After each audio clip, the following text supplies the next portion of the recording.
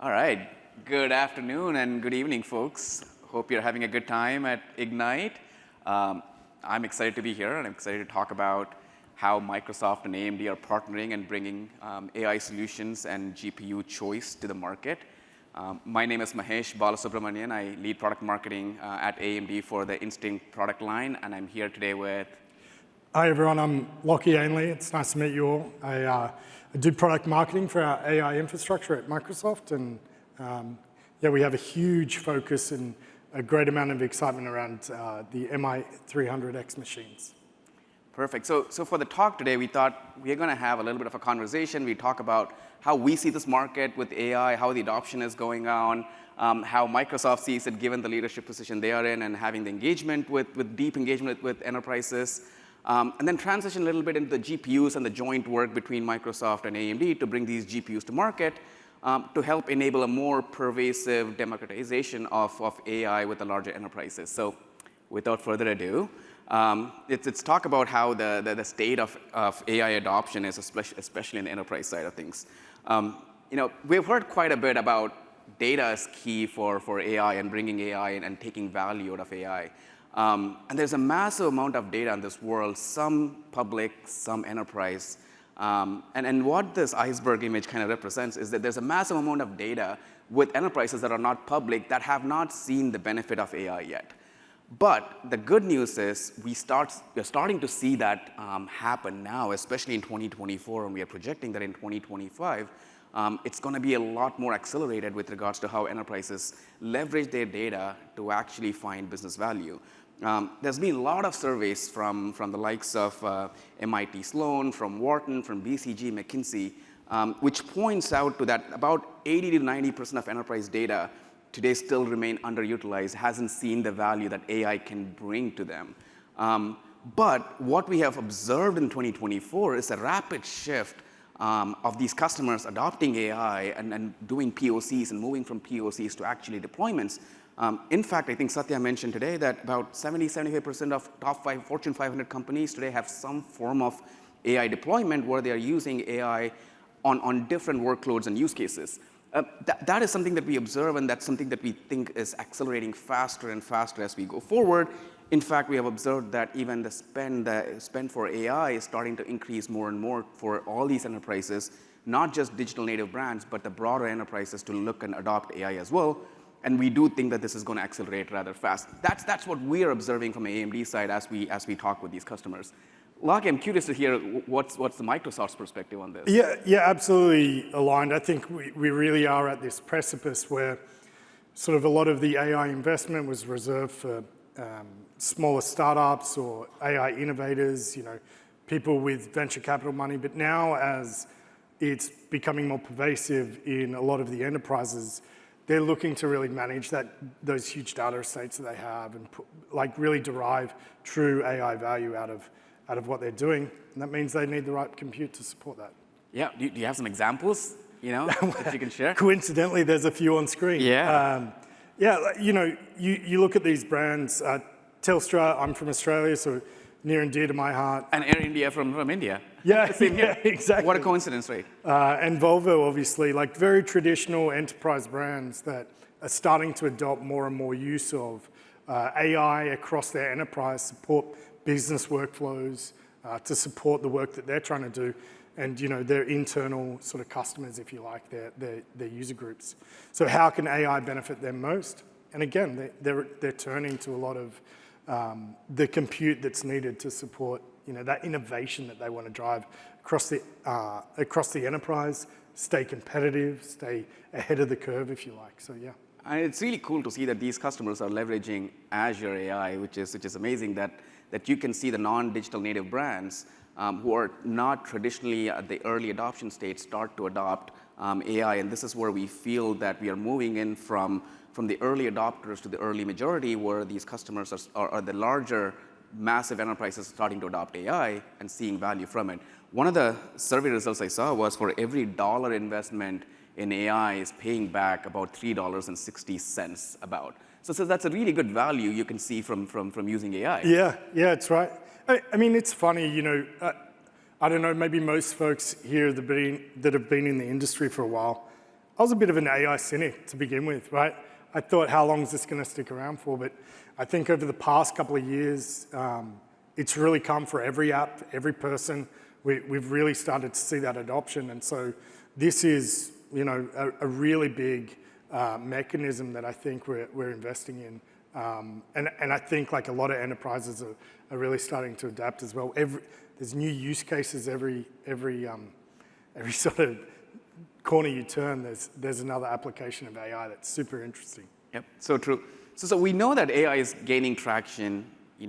Larger majority of enterprise customers are starting to adopt. So the question really goes is like, what kind of technology and computational need powers the AI behind the scenes? So at AMD, we take pride in the diverse selection of compute engines that we provide for various computational needs, from cloud to on-prem data centers to edge to client devices. In fact, we have deep collaboration with Microsoft across various products here. But if you truly see from a data center perspective, where my focus is, where your focus is, there's a heavy use of CPUs, so the AMD EPYC processors, right from the classic ML to the data processing, labeling, structuring data, processing data, to the Instinct class GPUs, which help with the generative AI and all the training and inference that are required on that particular data set. So there's a broad set of compute engines that are needed, and all of this we work jointly with Microsoft to bring to you. That's it. And I love this slide because really for me, it tells such a great story. I hear a lot, I need GPUs, right? But there's really a long process and a pipeline that happens with the input into the AI solution. It starts with the CPU. It starts with like this processing. So you don't always need the biggest, baddest GPU that's available. Sometimes you need just some simple general compute, perhaps some HPC at the right time, and obviously when you need it, you've got the AMD Instinct MI300X. That's right. I'm excited about the Instinct. I'm the marketer for Instinct GPU, so let's go talk about it a little bit more on the GPU side. So one of the first things I want to introduce on the Instinct side is the ecosystem's actually quite broad, and there's a ton of AI leaders and platforms that run on Instinct today. So from the likes of Microsoft, OpenAI, GPT runs on AMD Instinct today. Meta is a huge customer of AI, and in fact, there's quite a few exciting startups and ecosystem players from the likes of Cohere, Stability, Reka, Fireworks, to companies like Rapt and NewbieOps and ClearML, who all support the Instinct platform, both the hardware and the software ecosystem. So there's a pretty strong, broad reach that we are building and ensuring that there is support for all the needs for any enterprise or AI startup that's out there.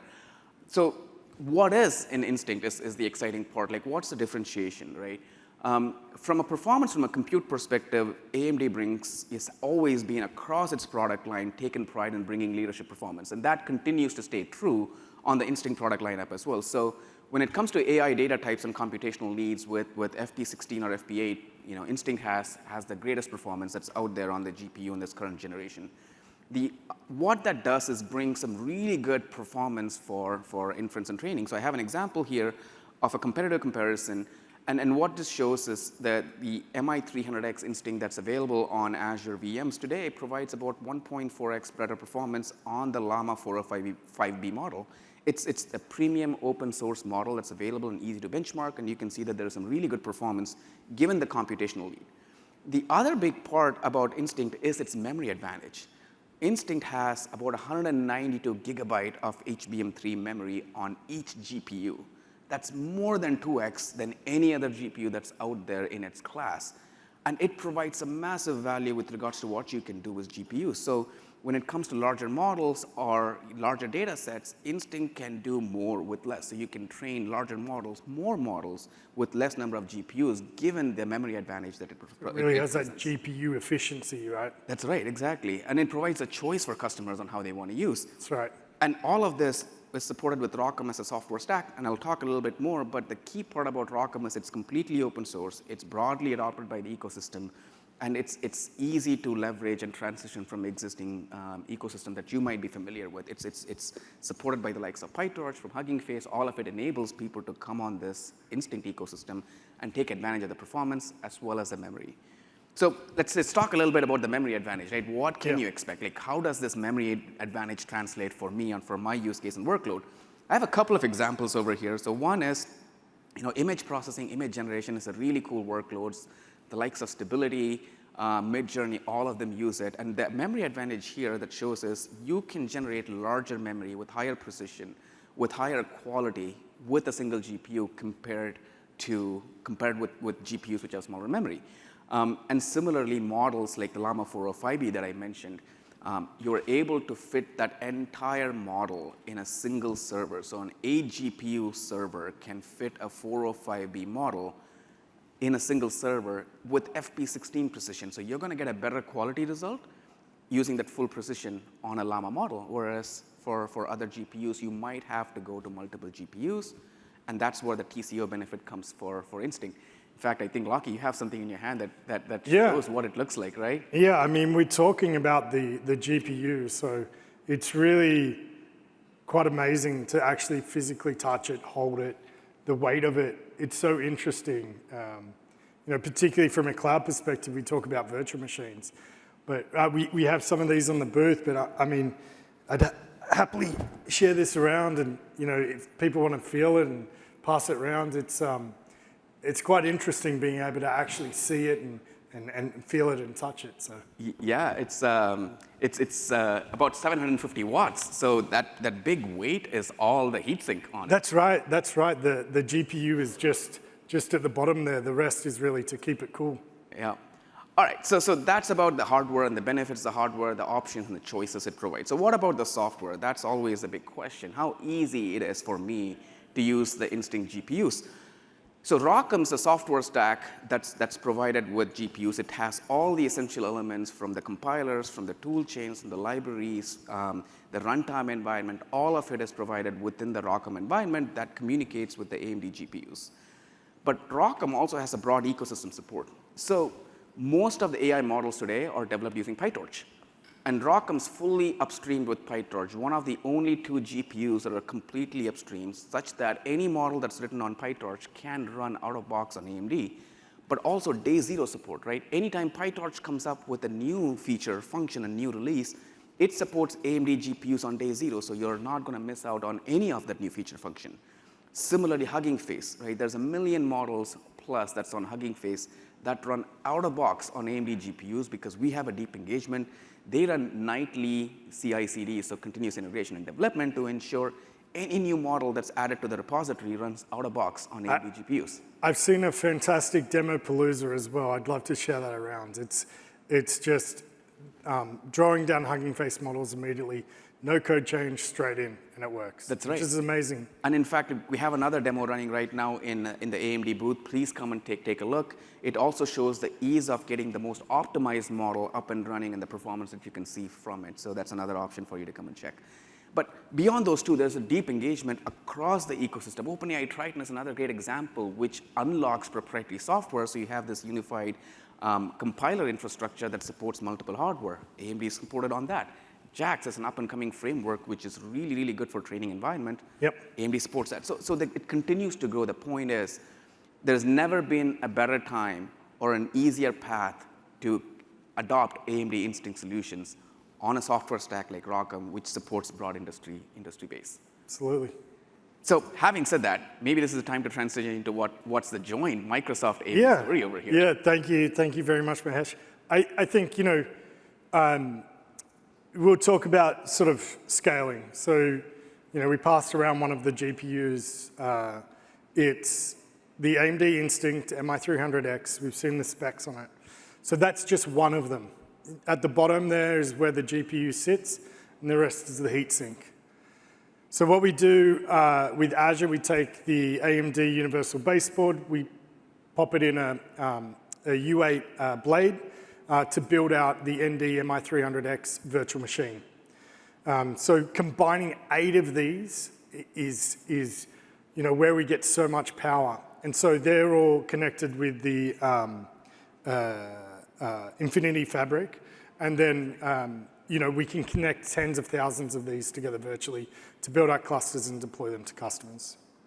So just a little bit more of a closer look of how we build the the virtual machine. 8 of those things that look like toaster ovens, all combined there together to deliver unbelievable power. And the memory optimization that we talked about before as well. So these are best used for large language model training, large model training and generative inferencing. A lot of what we've done on Microsoft is we use these ourselves and we build out a platform that can deliver the inferencing that we need. The high bandwidth memory is an important part of that as well.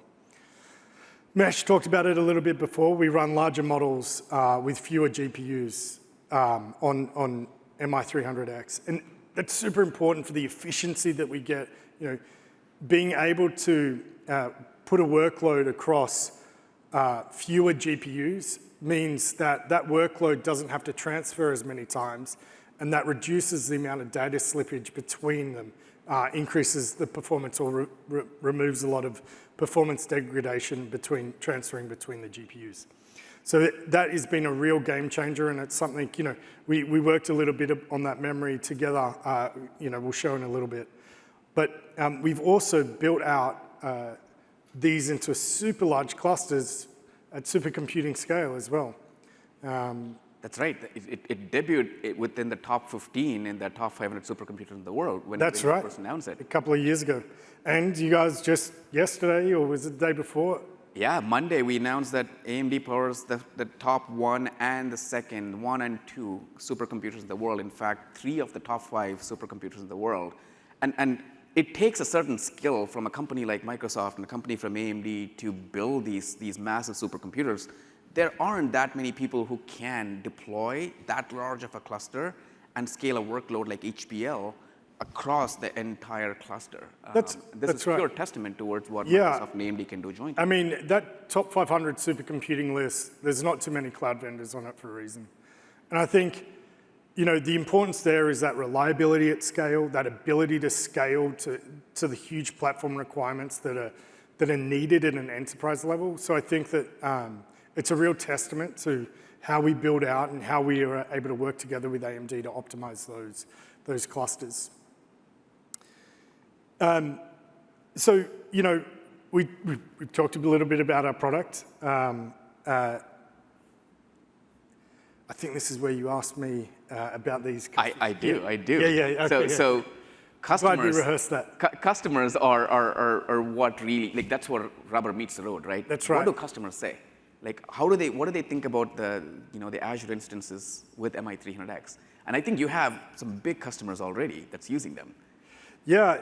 I mean, Microsoft ourselves uses MI300X to underpin a number of our AI services.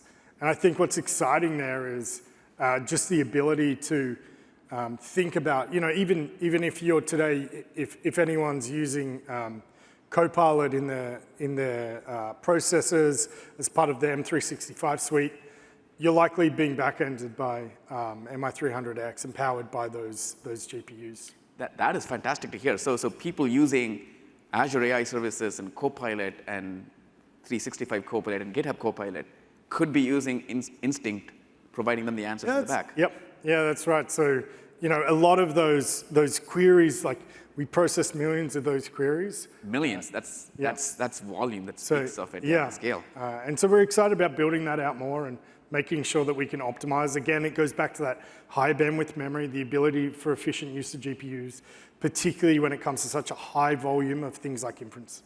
Yeah, and Black Forest Lab is another good example. I showed an example of what companies like Stable Diffusion or Stability can take advantage of the massive memory. And Black Forest Lab is another really good use case where they are doing prompt to video. And the advantage that memory provides for them to process and generate this video is a pretty massive boost for their performance and their needs. I hearken back to that slide you showed earlier with the image. Yeah. Right? It was just a great example of how important memory is, particularly when it comes to image generation or even video generation, perhaps in the future. Yeah, perfect. Great to hear that customers are seeing some good value with this. Invada's another one, pharmaceutical drug discovery situation. They're training a model called Fusion. They're really excited about the adoption of MI300X. We expect to hear a lot more from them soon as well. I think just this week, or maybe last week, they went on on their first human trial. Yeah, on yeah. one of their drugs that they Yeah. use AI to develop. Yeah, that was an Exciting. exciting announcement made just last week. Yeah, Was it perfect? That's so exciting to hear this. yeah. So people obviously think AI infrastructure, Microsoft, AMD working together closely. We've been at this for a while, right? Yeah. Before this, sort of renaissance of AI, we've been working on a lot of this together. Do you remember some of the early days? Yeah, we talked about we have deep collaboration on Epic, and we have deep collaboration on the gaming side with Xbox as an example, or the Copilot, but Instinct, co-development and co-activity or partnership started, like you said, with MI50 back in 2020. In fact, there's such a big hand with regards to the joint development on the software stack from between Microsoft and AMD as we saw AI development proceed, really helped bring MI300X into volume production and ramp much faster. In fact, I think on MI100s and 200s, we published jointly on model inference and training for the T5 small language model. That's right. On those older. So all that joint work, what's enabled us to bring these products to market and in a very, very efficient and fast manner. And I think, people think about ROCm, right? Microsoft's been there with ROCm for a long time. We've worked on optimizing up the software stack, and I think there's been deep collaboration with a lot of our engineering teams on making sure that we can get the best out of these GPUs on the ROCm platform. And we've seen a lot of success. So when we talk about before, how can we, the performance that we then are passing on to customers throughout the ND series with MI300X, it's built on a lot of that experience, a lot of that optimization. We're able to do a lot of that work early and then deliver it through the... Yep, that integration between AMD software stack and Microsoft software stack is such a smooth process right now. It's amazing. And then, we've got in 2023 that supercomputing that we announced, that registered on the top 500. Yeah. I feel like it was just the first step. With you guys going to the top just the other day, it'd be great if we can do that with Azure next. That's the goal. Every generation, we need to be there. You need to show that the partnership is strong. That's right. And there is more to come. Right, we're investing in building up more offerings for customers across the GPU solutions, adopting next generation. That's right. Just last month, Satya was on stage on a conversation with Lisa, talking about the strong partnership that has brought MI300 to market today, and the continuing partnership for the next couple of generations of product, including MI355, which is public, as well as the MI400 series, where we are working jointly on how to bring this to market. And so we really are excited about more and more adoption for these solutions. We think, our expertise with ROCm, our experience with ROCm, and being able to package that up within the solution and deliver it to customers. But just on that, we've worked really closely across the stack. We've made sure, ROCm is highly optimized on Azure. And I think, it's genuinely part of the ecosystem now that we bring to market with customers. And so, it's really all the way up the stack. It's really good to see, especially the top line, where you can use Azure ML apps, Azure ML pipelines, all the tools that are available with Azure that people are extremely familiar with and have used for years. That Instinct and the ROCm software stack is part of that it's a seamless integration with it. In fact, I have a question for you. Just this morning, I heard Satya's announcement with regards to the new AI Foundry. That's right. Is that going to be this part of the stack? Yeah. So, this is a reflection, maybe a couple of clicks deeper than AI Foundry, but a reflection of it being really integrated with what we're bringing to customers, the optionality that we bring. So we're excited about that. It underpinning some of those Foundry exercises, or taking models as a service. We talked about Hugging Face before. Hugging Face is in the model catalog. So if you want to bring that down and run it on the MI300X GPUs, it's fantastic. We can do that. Perfect. So we know that the market needs choice. The market's looking to accelerate AI adoption. AMD makes fantastic GPUs. They are in Azure, and Which it's is a fully fantastic integrated. cloud, just so we're all clear. Yeah, and it's fully integrated and used in volume by Azure and OpenAI services and customers. I mean, many customers wouldn't even, they might be using it today already. And Yeah. just through the services. So what's next? So I think that's the big question, right? So learn more. We've got deeper details on the virtual machines, the sizes, the specs, all of that, everything that you need. Come and see us at the AMD booth. I'll be there. I'm also at the Azure Infra booth. So we have a selection of... What are they going to see there? That's Yeah. the key part. We've got one of the full blades on display. If you haven't stopped by, come and see the full ND MI300X VM blade. And you can just get a sense of the size and scale of it. And if you come to the AMD booth, you get to see the demo of how easy it is to pull the models and run them on AMD GPUs. It's just a few clicks. And in fact, there's a demo, tomorrow that's going to be run by AMD where you can see what's the process of pulling the most optimized models and to show you the memory advantage of fitting that 405B model within a single server. Start now. We are ready to go. I think a really unique and strong partnership we have with AMD. We've got a bunch of experts, so talk to your account teams. We've got folks from ROCm, we've got folks from the GPU side, we've got folks from Microsoft in our deployment services.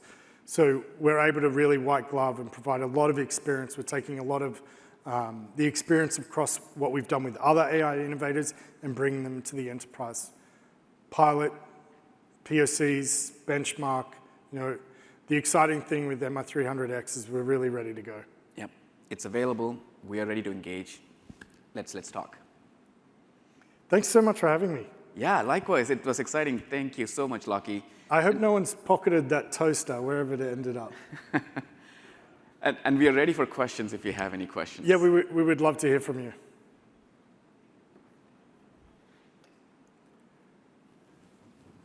All right, seems like things were nothing clear. burning? People are ready to get go, and you have the right links. Again, guys, so happy to have you. Please stop by at the booth, ask any questions. We are here to serve. Yeah, absolutely. Cheers, everyone. Thank you.